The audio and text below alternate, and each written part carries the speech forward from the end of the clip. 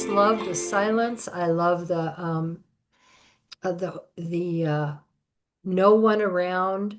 I don't have to be on in any way. Do you think it would get like, do you think you would literally be content and just full of joy? Like if you were 24/7, 7 days a week for years and years, or would you get bored and be like, is it better when we're going back and forth between planet crazy and and planet God? Or do you think you would Hmm. just like enjoy? I mean, I guess who knows, but what do you think? Interesting, because I'm reading Kathleen Norris's book right now on acedia.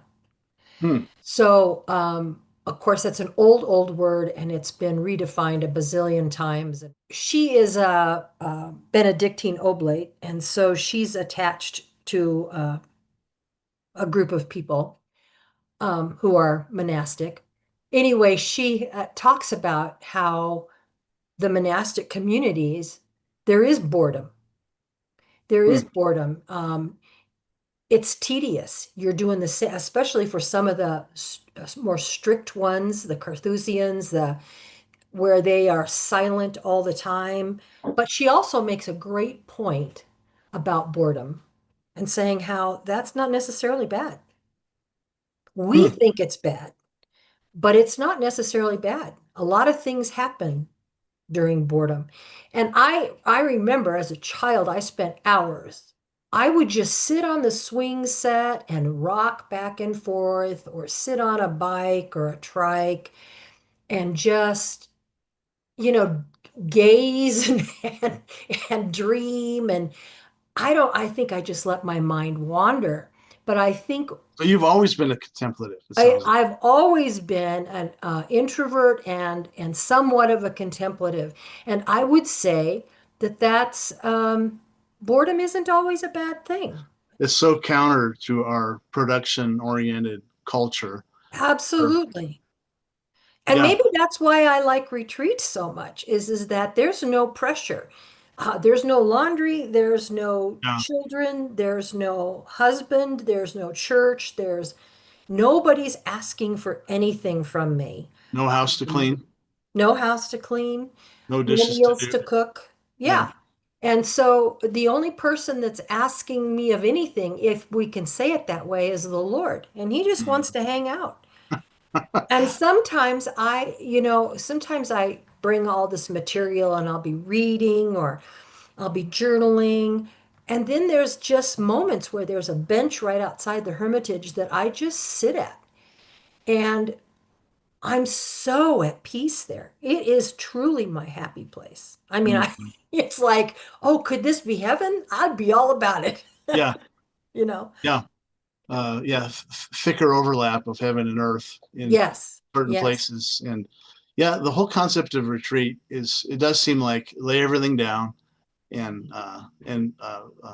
it's like Sabbath on steroids, several days. Yes. And Yes. and we were talking before we turned the camera on. You were talking about your favorite retreat place, and I last week I went on a 3 day retreat. It's a battle for me to make this happen, just with schedule and factoring in other people who it affects. But man, this the anticipation for me of getting to this place, and then my favorite time of day is morning.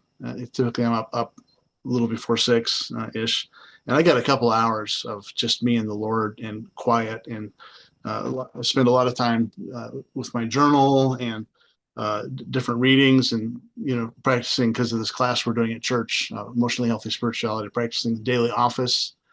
Um, so these segmented. They say minimum of 2 minutes. I'm super spiritual, so I do 5 minutes at a time. Of Unbelievable. course you are. Yeah, unbelievable. Overachiever. What'd you say? Of course. Overachiever. Yeah, exactly. 5 minutes with God is more than anyone's ever done.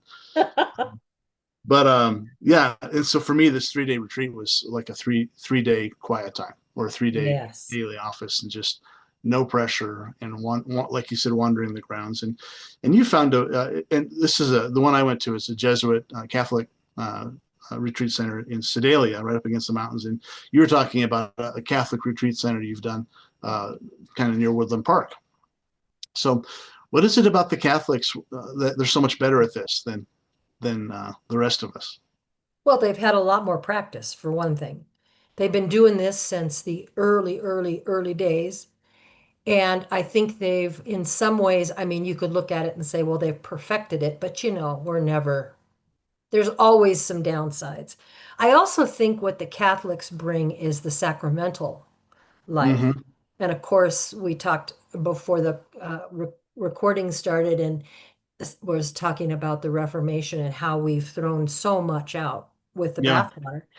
And of course, I think the sacramental is also true. I think there, if you go to a Anglican, Episcopal, Catholic,